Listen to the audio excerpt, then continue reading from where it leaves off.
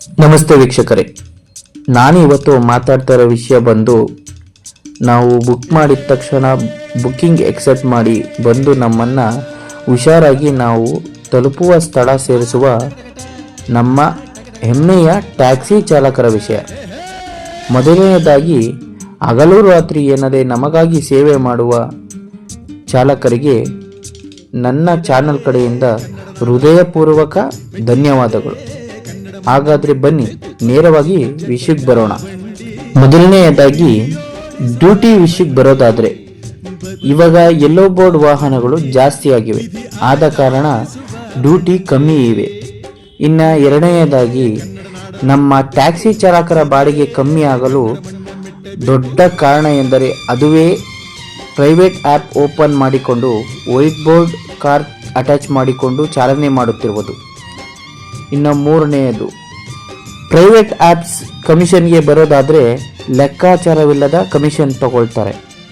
ಮತ್ತು ನಮ್ಮ ಜನಗಳಿಂದ ನಮ್ಮ ಚಾಲಕರಿಗೆ ಆಗುತ್ತಿರುವ ಸಮಸ್ಯೆ ಬಂದು ಅದುವೇ ಬುಕ್ಕಿಂಗ್ಸ್ ಮಾಡಿ ಕ್ಯಾನ್ಸಲ್ ಮಾಡುವುದು.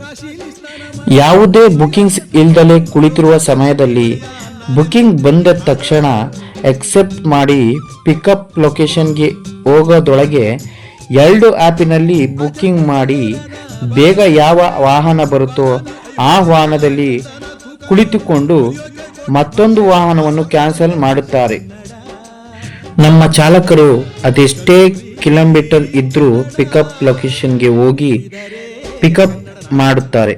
ಏಕೆಂದರೆ ಆ ದಿನದ ಅಥವಾ ಆ ಬಾಡಿಗೆ ಮಿಸ್ ಆದರೆ ಅವರ ಖರ್ಚು, ಮನೆ ಮೇಂಟೆನೆನ್ಸ್, ಗಾಡಿ EMI, ಆ ವಾಹನದ ಸರ್ವಿಸ್ ಮತ್ತು ಎಕ್ಸ್ಟ್ರಾ ಕಮಿಟ್ಮೆಂಟ್ಸ್ ಇದ್ದೇ ಇರುತ್ತೆ. ಮತ್ತು ಟ್ಯಾಕ್ಸ್, ಇನ್ಶೂರೆನ್ಸ್, FC ಕಟ್ಟುತ್ತಾರೆ. ಇನ್ನು ರೋಡಲ್ಲಿ ವಾಹನಗಳು ಟಚ್ ಅಥವಾ ಆಕ್ಸಿಡೆಂಟ್ ಆದಾಗ ದಯವಿಟ್ಟು ಜಗಳ ಆಡುವುದು ಅಥವಾ ಹೊಡೆದಾಡುವುದು ಬೇಡ. ಯಾರು ಬೇಕು ಅಂತ ಮಾಡುವುದಿಲ್ಲ. ನಿದ್ದೆ ಅಥವಾ ಕಂಟ್ರೋಲ್ ತಪ್ಪಿ ಆಗುವುದು. ಮನೆಯಲ್ಲಿ ಅಪ್ಪ, ಅಮ್ಮ, ಹೆಂಡತಿ, ಮಕ್ಕಳು ಎಲ್ಲರೂ ಕಾಯ್ತಾ ಇರ್ತಾರೆ. ರೋಡಲ್ಲಿ ಜಗಳ ಆಡಿದರೆ ಯಾರೂ ಜಗಳ ಬಿಡಿಸಲು ಬರುವುದಿಲ್ಲ. ದಯವಿಟ್ಟು ನಮ್ಮ ಚಾನಲ್ ಕಡೆಯಿಂದ ರಿಕ್ವೆಸ್ಟ್, ಇನ್ನು ಸ್ಪೀಡ್ ಬೇಡ.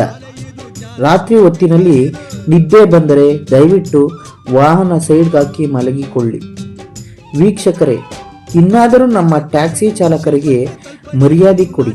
ನೀವು ಬುಕ್ಕಿಂಗ್ ಮಾಡಿದರೆ ರೈಡ್ ಕ್ಯಾನ್ಸಲ್ ಮಾಡಬೇಡಿ ಮತ್ತು 2 ಗಾಡಿಗಳನ್ನು ಒಂದೇ ಟೈಮಿನಲ್ಲಿ ಬುಕ್ ಮಾಡಬೇಡಿ. ಇನ್ನು ನಮ್ಮ ಆಟೋ ಚಾಲಕರ ವಿಚಾರಕ್ಕೆ ಬರೋದಾದರೆ ಡ್ಯೂಟಿ ಕಮ್ಮಿ ಇದೆ. ಕಾರಣ ಬಂದು ಪ್ರೈವೇಟ್ ಆ್ಯಪ್ಸ್ನಿಂದ ವೈಟ್ ಬೋರ್ಡ್ ಬೈಕಿನಲ್ಲಿ ಬಾಡಿಗೆ ಚಲನೆ ಮಾಡುತ್ತಿರುವುದು.